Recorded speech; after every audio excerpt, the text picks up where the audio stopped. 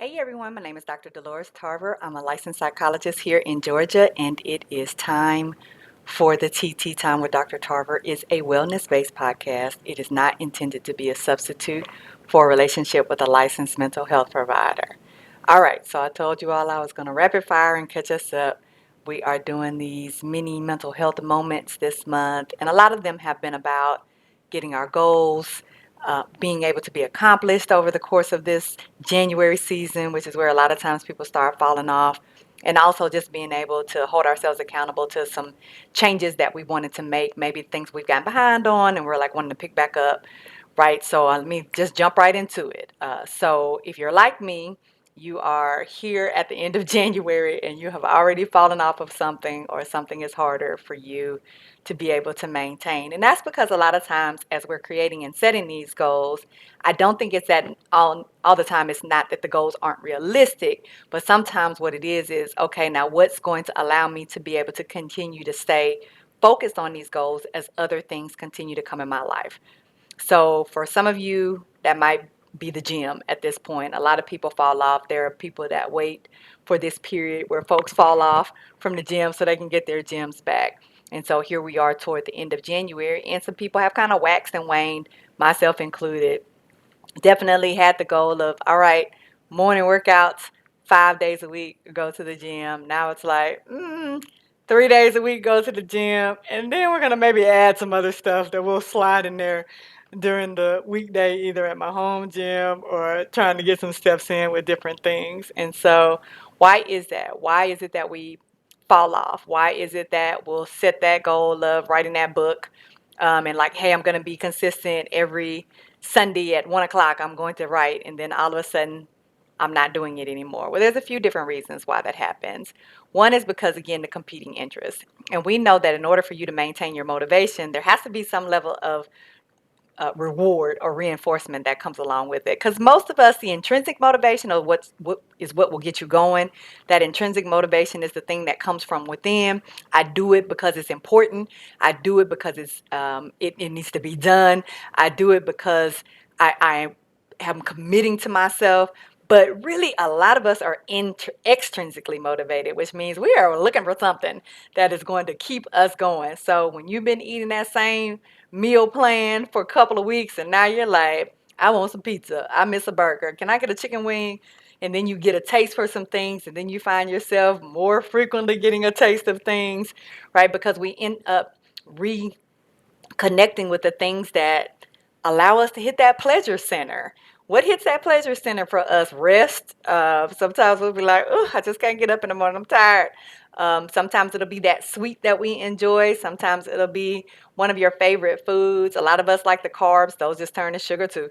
But it allows us to be able to get at least a temporary kind of reward. And so that's what we end up seeking. So it's hard to stay strict on that diet or strict on the changes, even if it's not a diet, that you're recognizing like, hey, I can't have all this sodium anymore. I can't have all this sugar anymore. And you're making these changes, going to lower fat options, lower sodium options, lower sugar options. And then the cravings hit, they kick in. And then I'm like, okay, I need something delicious because this bland, a lot of people eat the chicken breast, right? Because it's one of the lower fat, leaner meats. And so I'm tired of eating this same chicken breast that I've been eating with this broccoli, or I've allowed myself to be able to maybe have some beef once a week, or maybe I spiced it up a little bit and I've got some lean turkey, or I might even be doing some plant-based options. I've got some tempeh or some Satan, not to be confused with that one that resides down below, seitan, which is a plant-based protein, right? So I'm eating these things and they just don't have the same flavor. Maybe they are not really getting the taste that I crave, because again, we have those addictions to things, and so we're looking for them. Those cravings kicking in, and now we're out here fiending for that deliciousness, that soda. Maybe some of you are doing the Daniel's fast right now and you are struggling because you cannot have some of your favorites. And so we're out in that space. So what do? What allows us to be able to get back on track with the goals that we have? So I'm the type of person that wants you all to take full advantage of all your resources. Grand Valley State University actually has a wonderful PDF which has a lot of kind of motivation techniques in it. And I'm going to highlight a few of those for you so that you'll have a place of reference to go back to when you start sliding back, because we're going to get back on track, right? This is what we're going to do. It's fine for us to start from stop. So wherever we stopped, we're going to pick right back up and get going. And this is part of this journey, is being able to recognize what those patterns are. And so I think for us, sometimes we don't take that opportunity to see like what ends up getting in the way of me being able to continue this motivation. What is stopping me from being successful? What are the successes I've had? What allowed me to be able to be successful? What can I generalize to continue my journey? What are the roadblocks? What are the things that are interfering with me being able to move forward? We talked about intrinsic versus extrinsic motivation, and we do need to learn how to be intrinsically motivated, which means I got to figure out, what do I actually get excited about?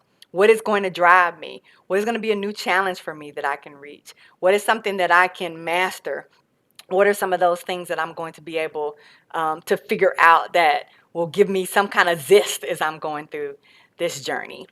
And then I think it's very important for us as we're talking about steps. We've talked a lot in the previous episodes in this series about what are my steps, and that they need to be measurable, they need to be observable, they need to be realistic, because how am I going to be able to track whether or not they're working? But also that we do make that space to be able to have some time to do some fun things. And not that we want to go all the way back, because I am very aware, and this is one of the patterns that I've recognized for myself.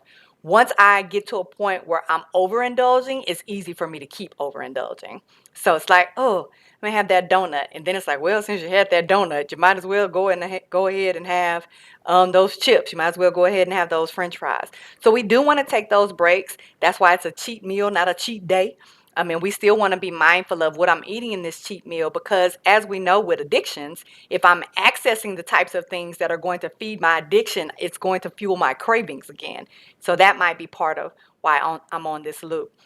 With the exercise piece, you got to go to bed. If you're going to get up and get an exercise in the morning, for all of my 4 or 5 o'clock in the morning crew, that means you got to go to bed. And a lot of us, because we're going to bed later, this is another thing that interferes with me, is when life gets busy and I have meetings in the evening and there's things that I need to get done and I get behind. So I'm taking that time in the evening to catch up. That's pushing my bedtime back. When I push that bedtime back, it is very difficult for me to get up when that alarm goes off at 4:15 in the morning.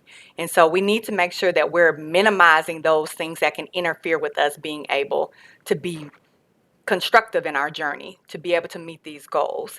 And that means I might have to say no to some things. I can't have 3 and 4 meetings in the evening. Oh, okay, well, let me call this person back. Let me get this work done. Let me complete this paperwork. Let me do a podcast. So I can't do 10 things in the evening. So then I'm getting home and I'm not going to bed until 10, 11 o'clock, when I really need to be going to bed between 8 and 9 if I'm going to be able to get up at 4. Because yes, your girl does need her 7 to 8 hours. But I think it is important for us to, I had a friend and he used to say, whenever we were jogging, that when there was a hill, like that's free, because you already get that momentum. So you're already on that slope. So it allows you to be able to kind of speed up. It gives you that power, that push, right? So we want to be able to find those things that are going to allow us to be able to coast. What is going to set me up so that I'm successful?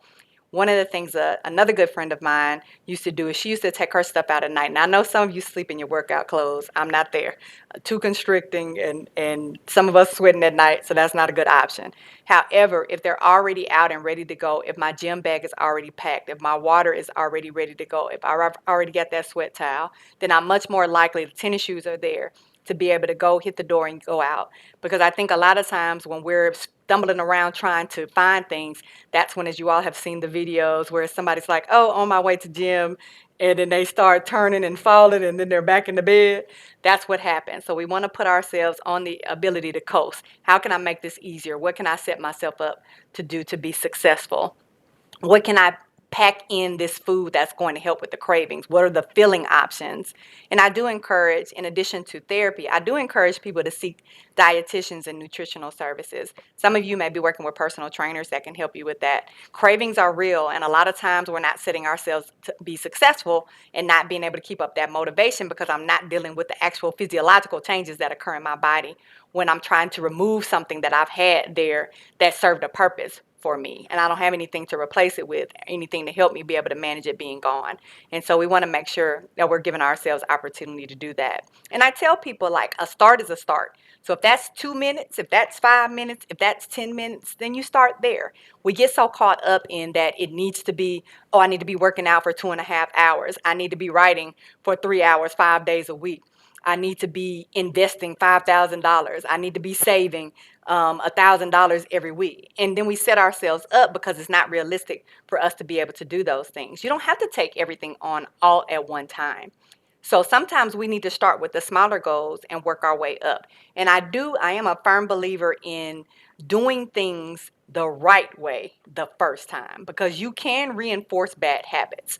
And I know that from experience with regard to shopping, because if I know that I'm trying to take a fast from shopping, if I know I'm trying to make some different choices with my money goals, then what do, right? If I'm going to allow myself to be able to do it the right way, when I get rid of the apps, I need to keep off the apps. I don't need to go back onto the app because I know, oh, no, there's coming up a sale. So I'm just going to get on this time right here and go ahead and get these cheap things, and then I'm going to delete the app again. How many of y'all are people that'll add stuff and then delete it? That person who you said you weren't going to talk to anymore, you'll block them, but you won't delete their number, and then you'll unblock them. So you're in this pattern of blocking and unblocking, right? So I'm going to do it the right way. If I recognize this isn't a healthy relationship for me, I want to make different changes in my life, then when I say I'm not going to have contact with this person, I'm not going to have contact with this person, because there always be excuses for us to go back to old habits. Because just like people want to see us in those old spaces because it benefits them, like remember, we're getting that high, we're getting that thrill, we're getting that pleasure center activated when we go back to these old patterns. So I want to make sure as I'm creating these new patterns that I create things that are healthy and I stay on track with that healthy thing.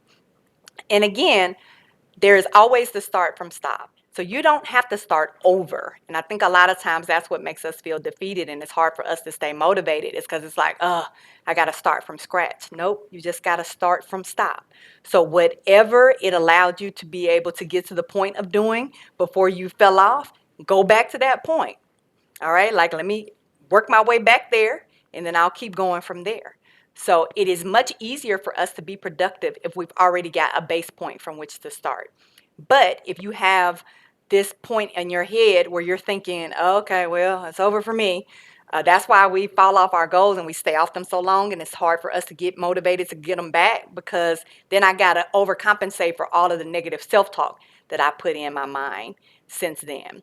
And I think that sometimes we need to do little small things first and then work our way up. So if you're finding that your stumbling block, your obstacle, the thing that's interfering with your motivation is because you have something big that you're trying to accomplish, it is okay for you to go ahead and knock out some smaller stuff and work your way up.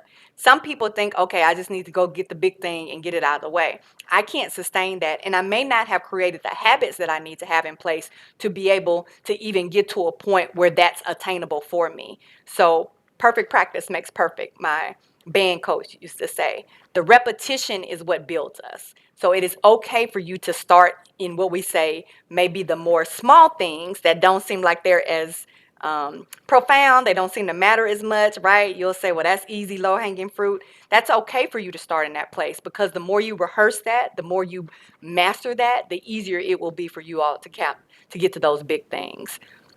Sometimes we have to, again, I tell you all the time, you gotta see it in order for you to behave it, or believe it in order to behave it. Sometimes we need to pretend what we're doing when we're in that space, right? You know how you used to play pretend when you were a kid? Some of y'all might still be playing pretend right now. That's your business.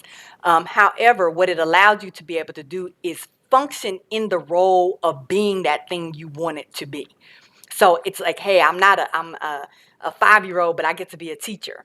I'm a 5-year-old, I get to be an astronaut, right? So the same thing works for us right now. I need to pretend I am walking in that. See myself doing, what would I be saying? How would I be behaving? What would be different? How would I be feeling different? Because that gives us something to work toward. That builds that intrinsic motivation, because it's like, hey, I deserve to be in that space. That's something I want to do for me. And that allows us to be able to also kind of just create rewards and accountability for ourselves. You all know I'm a big proponent for accountability. That's why it's important for us sometimes to have those trainers, for us to meet with that nutritionist, for us to have that walking group, for us to have that support system in place that is going to allow us to be reminded of what our goals are, that we deserve them, and that we're capable of reaching them. And sometimes it's good for us to just have some competition. And I know some of you are just competitive by nature, and so it's not a thing for you.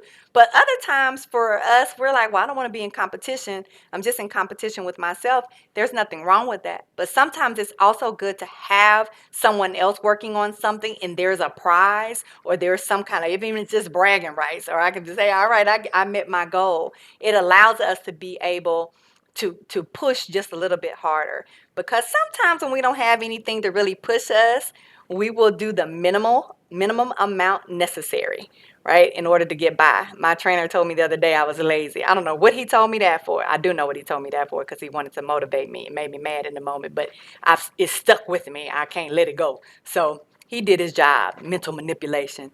But I think that that is a part of this journey for us too, is how do I create the positive mental manipulation for myself so that it ultimately ends up becoming a positive core belief and it replaces this negative core belief. I am allowing myself to have a barrier in place because I've created the barrier, not because there's truly actually a barrier there. All right, so as we're working on this motivation, on this Mental Health Monday, I do encourage all of you to remember that any goal that you set, that you're having problems being motivated to continue, just do a factory reset. Go ahead and remove the things, the bugs, get you an updated program to clear some of those things out. Make sure that you have that support team, that tech support on deck, so that when you need to be able to say, hey, my app isn't working, you've got somebody that can come in and help you get back on track. Let's get back motivated. We got this.